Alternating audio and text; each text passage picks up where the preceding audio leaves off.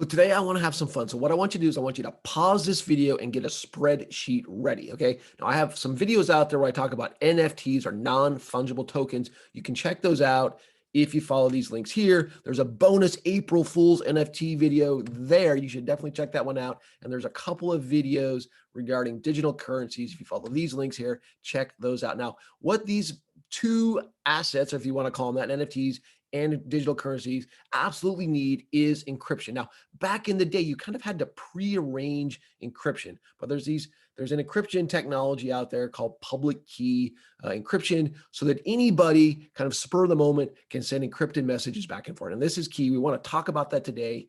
Now, the key concept here is that there are certain mathematical operations that are very, very easy to go one way and very, very, very difficult or time consuming to go the other way. So I want to prove this to you. So again, get your spreadsheet ready. Here we go. All right. So I'm going to give you 4 math problems here. What I want you to do, I'm going to put one up. I want you to then pause it and then go to your spreadsheet and solve that math problem and time how long it takes you to do that. Okay. First question, what I want you to do is I want you to multiply these 2 numbers together and give me an answer. Pause this video.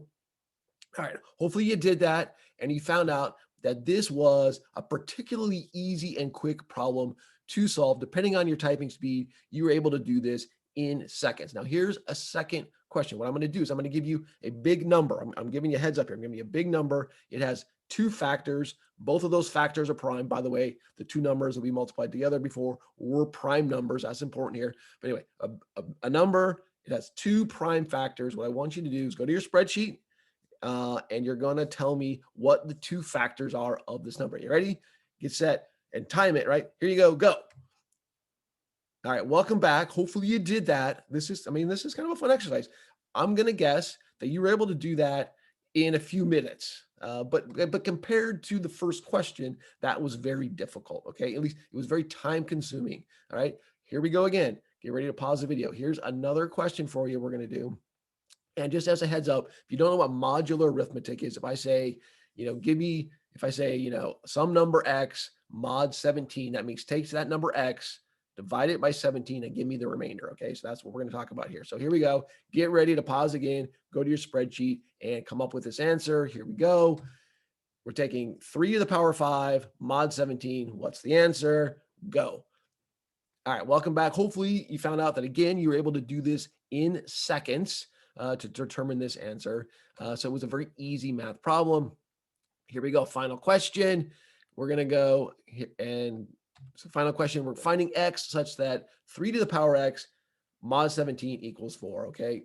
Pause the video. Welcome back. Hopefully you did this. Now the key point here is that it's very easy to multiply, but it's hard to factor. It's very easy to take exponents, but it's very hard to find logarithms in terms of time. Okay. So I don't mind giving you that big, 23 billion number because I know it's going to take you a long time to find the factors. I don't mind giving you that 4 because I know for you to find that power is going to be very difficult and time consuming. That's the key point here. Okay. Now these are very small numbers. You were able to do this in minutes, but if we had prime numbers that were hundreds of digits long, this would literally take a computer that was trained to do this more seconds than the universe has been in existence. Okay. So it's just as a quick example here. Let's say here's how this is going to work in real life. So I have a prime number. We're going to call it P. I have another prime number. We're going to call that Q. Okay. And then I have this other number D. I don't want to get into the nitty gritty detail here, but it's derived from P and Q. It's not that important, but I have this number D. And finally, all these things are private. I keep these things to myself. Now you want to send me a message, right? So you want to send me a message, 65, right? It could be anything, but it's all math, right? So we can represent letters in numbers, but you're going to send me this message, 65. You're going to take my public key that I published to everyone, which is really the P times the Q. The P and the Q are private, but I give you that product, which is 3233. And I'm going to give you also this E. It's going to be 17. Now this is somewhat derived from P and Q, and there's a few different options here. It's all about not that important. If you want to encrypt a message to me, what you're going to do is you're going to take the message raised to the power E mod that N. Okay, so you're going to take the message and the 2 public keys, and you're going to give me this number. So 65 to the power 17 mod 3233 is 2790. And that's the encrypted message you're going to give me, which is meaningless. I don't know what 2790 means. To decrypt it, I'm going to take that encrypted message, raise it to my private power D mod N, and then and if I do that math, I get back to 65. Now the key here is you don't know what 413 is, but you need that number to solve this problem because again, that was that X that was very difficult to find.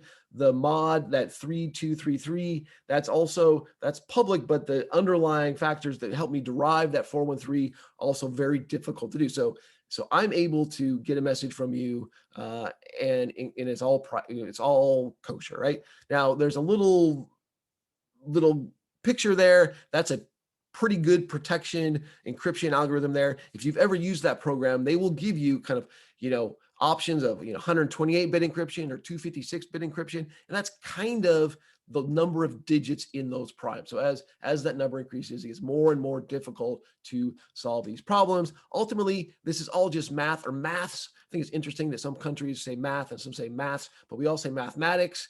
I personally think it should just be maths everywhere. Now, again, this was all about the encryption. We're ignoring the blockchain component of this, which is fine. I just wanted you to have some fun with encryption. And for those of you who made it this far, here is a snippet of my senior thesis in mathematics in undergrad, where I talked about same kind of concept, but the easy way and the hard way involved matrix operations. And the really cool thing about this particular encryption program was that if there was an error in the message up to a certain point, you would still, when you decrypted it, would come up with the perfect message without errors. It was a really cool concept, in my opinion. I hope you enjoyed that. Also, I just wanted to mention that, of course, we kind of brute forced, or if you actually went through and did the Excel exercise, you probably brute forced it to come out with the answers. There are algorithms to speed things up, but again, when these numbers are so big, even the supercomputers or networks of supercomputers would take more seconds than the universe has been in existence to solve these harder problems. Hope you enjoyed that. Thanks so much. I'm Brian Koslowski.